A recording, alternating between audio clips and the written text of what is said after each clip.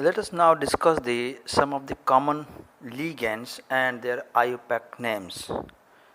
And we will also discuss the naming of the ligands. Alright, so let us begin with this concept of ligands. And ligands, they are classified on the basis of charge, right? If we classify the ligands on the basis of charge, and then in that first category we have the negatively charged ligands, and which are unidentate. All right, means they have capacity or they are capable of donating only a single pair of electrons to the central metal ion. All right, so in case of unidentate negative ligand, we have the following list.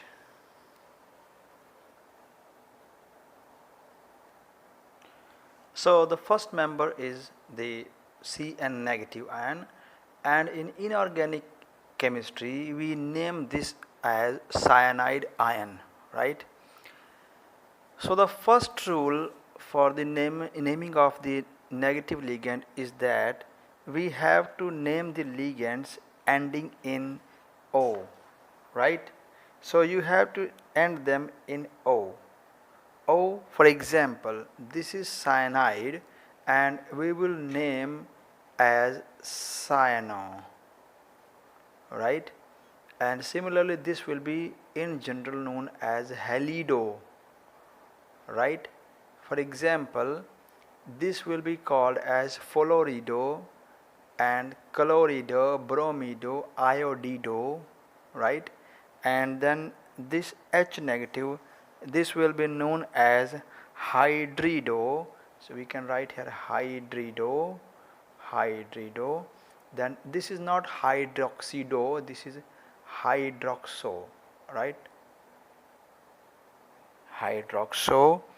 And then this compound, these two anions in which the bonding is through nitrogen, if the bonding is through nitrogen you have to write NO2, and if the bonding is through oxygen then you have to write ONO. So if it is NO2 then the name will be nitro, right? It is nitro. And if it is ONO then it is called nitrito, right? So it is nitrito, nitrito from nitrite, right? However, if you have NO3 negative ion, right, I will count this also, right? Suppose you have NO3 negative ion which is nitrate ion, so you will name this as nitrato, right? So this is nitrato, right? Now here we have thiocyanate ion, and the name of this ion IUPAC says that the name will be thiocyaneto, right? So it is thiocyaneto, right? And if the bonding is through nitrogen you will name it iso, thiocyaneto, right? So the ending is in O, right? Isothiocyaneto. Now this is acetate ion and we will call it acetato, acetato. And this is oxide ion, so we will call it oxo. Similarly it's peroxide, so we will call it peroxo. And the last one is superoxide, so we will call it superoxo, right? And then the list continues. We have many other different ions, right? For example, now this is sulfide ion and the name will be sulfido, so it is sulfido. Then this is sulfite ion and we will call as sulfito, right? Sulfito. And this one is sulfate anion, so we will call it sulfato. This is thiosulfate, so it's thiosulfato. Then carbonato, it is carbonate ion, so it is carbonato in coordination chemistry. This is known as amide group, right? So it is amido, right? And NH2 negative, right? NH2 negative is called imido, right? So if it is single negative with 2 hydrogen, it is amido. If it is doubly negative with single hydrogen, it is called imido. And if you have this anion in which 3 nitrogens are joined, right, this is called azido, right? The list goes down and this name is azido, right? So up to this we have done the unidentate negative ligands. Let us write down some of the positive and unidentate ligands continuing to this series. All right. So here we have the positive ligands, and these are also unidentate, and this is the cation which is called the hydrazinium, and the name will be end as such, hydrazinium, right? You have not to put this O ending with the positively charged ligands. Similarly, this one which is NO2 single plus, the name will be nitronium. Just like nitro, we call it nitronium. So this is nitronium ion, right? And this one is called nitrosonium ion. So nitrosonium. Alright, so up to this we have done the negatively charged and positively charged ligands. Now let us have some of the neutral ligands also. This neutral ligand NO is called the nitrosyl, right? So it is nitrosyl. I am not here to confuse anyone, but I want to make you alert, because whenever you are going to write any coordination compound, you will never show the charge on the ligands or the charge on the metal ions. Keep in mind. So this becomes sometimes too complex to identify whether it is a nitrosyl or it is nitrosonium, right? So we will learn some of the method to name these compounds and identify them. Now this is carbon monoxide, right? And the name of this, in case of coordination compound, we will call it carbonyl, right? Carbonyl. And this is water, and do not call it water. The IUPAC name is aqua, right? The IUPAC name is aqua, but yes, you can have one more word, aquo, but never say water. Okay. So this was the just 3 compounds of the neutral, and let us have some more neutral ligands. And the name of first compound which you see there, the name is methylamine, right? So we will write it methylamine, and the words have no gap, it's a single word, methylamine. Then this is ammonia, and the name in coordination compound is amine, right? And the very important thing to note down is that the spelling should be correct, and it contains double M. So we will call it not amine, we will call it amamine, so that we must train our brain to associate these two M in this name, right? And similarly this is called the thiocarbonyl, just like this is carbonyl, and because oxygen is now replaced by sulfur, so we will call it thiocarbonyl. Alright, and this is phosphine. The name of neutrals are mostly as such that we are using in inorganic, and this compound is called the urea, so it is urea. And here again you see that oxygen is oxygen is replaced by sulfur, so this is called thiourea. And this compound is called the pyridine compound that we have learnt in +1 in the Huckel rule examples. And here is the structure, we can bracket, right? So this is called the pyridine, so it is pyridine. And here you can see that there is 3 phenyl groups, C6H5.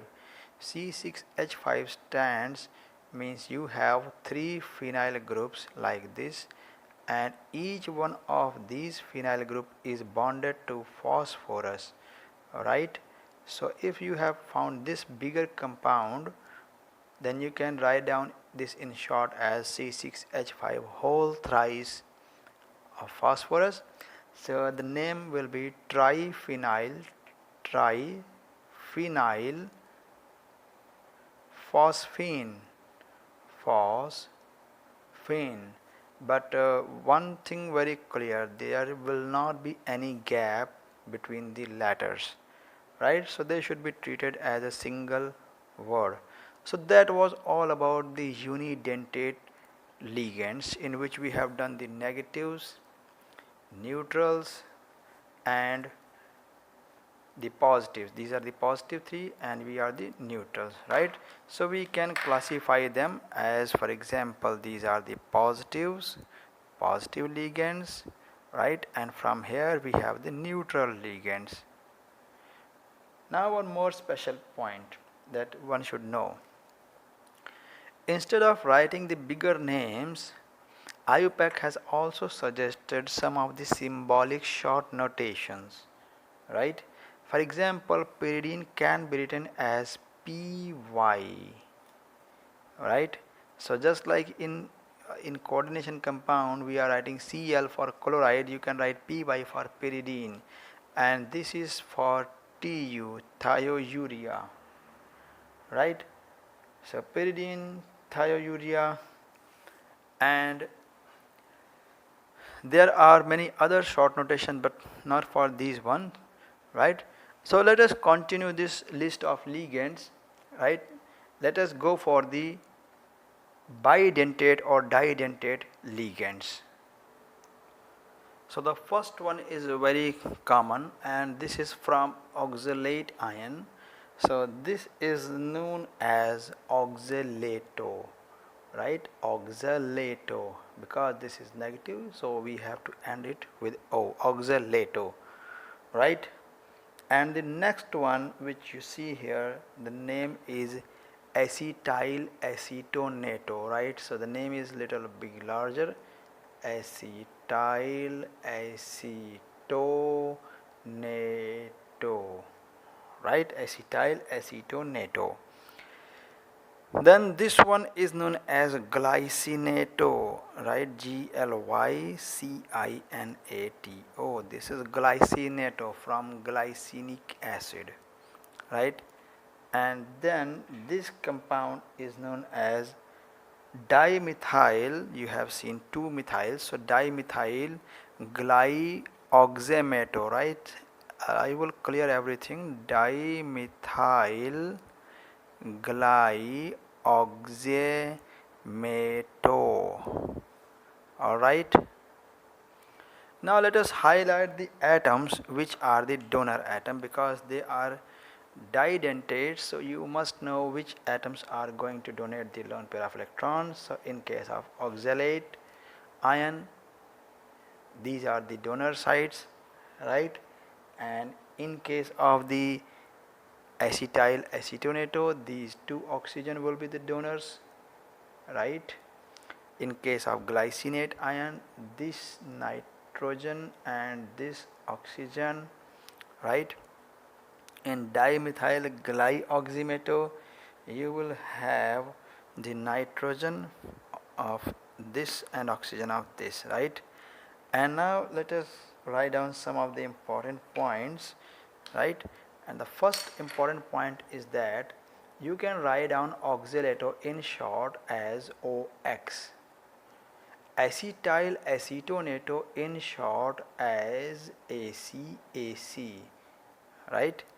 Glycinato as GLY and dimethyl glyoxymeto as DMG, right? So these are the short notations.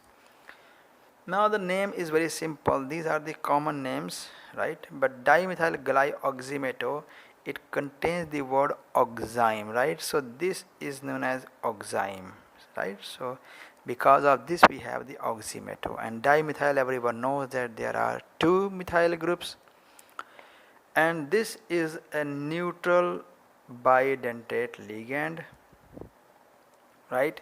And the name is dimethyl amine, right? But the correct, we can write it ethylene diamine, right? Because there is no 2-methyl free, so we can write it ethylene diamine, right? Ethylene diamine. Alright, so the name is very simple, ethylene diamine, and in this we will see that there is one M only, not double M.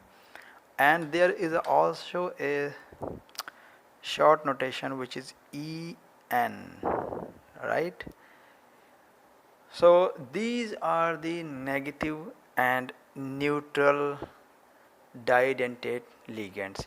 In case of the compound ethylene diamine, the donor atoms are both the nitrogens, right? So the question is very important that in case of DMG, which are the donors atoms? 2 nitrogen, 2 oxygen, 1 oxygen, 1 nitrogen, right?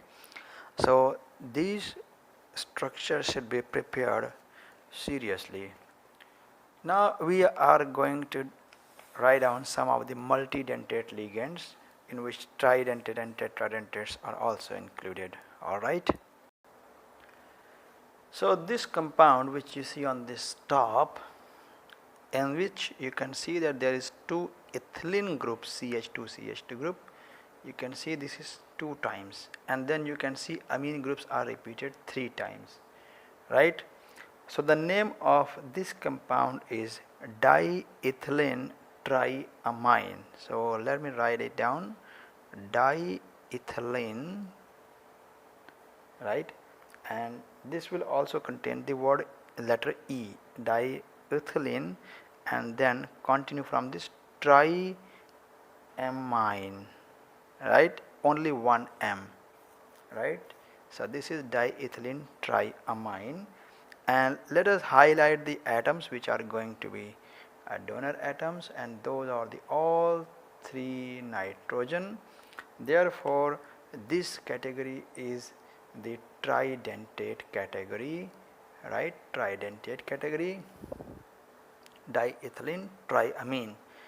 And the next example which you see, you can see that there is one ethylene group over here, right? This is one of the ethylene group, and then there is another ethylene group, and there is another more ethylene group. So there are 3 ethylene groups and 4 amine groups. So the name will be triethylene tetra, which means 4, tetra.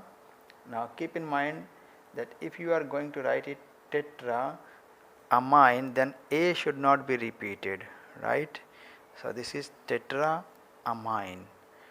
Alright, let me highlight the donor atoms, and the donor atoms are all the nitrogens, right? So these are the donor atoms, and this category is known as tetradentate category, and you can understand why tetradentate, right? Because we have 4 nitrogens which act as donors, right?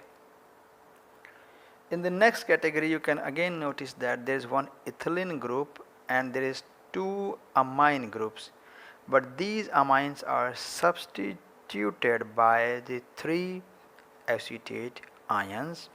So the correct name will be ethylene, right, diamine, triacetate, because it is negative, right. So I will write this larger name, diethylene, right. Wait, this should not be diethylene, it should be just ethylene, right. So ethylene, diamine, triacetate, right. So ethylene diamine triacetate. So let us highlight the donor atoms, and in this case we have 5 atoms which act as donor, out of which 2 is nitrogen and the oxygen of each acetate. So hopefully you can understand this is going to be a pentadentate category, right. So this is one of the example of pentadentate category. Now everyone can name this compound, right. The name will be ethylene diamine tetraacetate. Alright, and I think everyone can highlight the donor atoms also, right. So this oxygen, and all the 4, and along with these 2 nitrogen. So this belongs to the hexadentate category,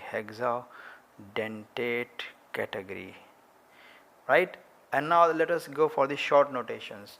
The short notation for this ligand is EDTA, ethylene diamine tetraacetate, with 4 negative, right, because 4 negative. And for this it is EDTA with 3 negative. Keep in mind T stands for tetra, T stands for tri also. So you have to differentiate on the basis of the charge, alright. And for this compound, right, in which we have triple ethylene group, the shortcut is TRIEN, triene, that's all, right.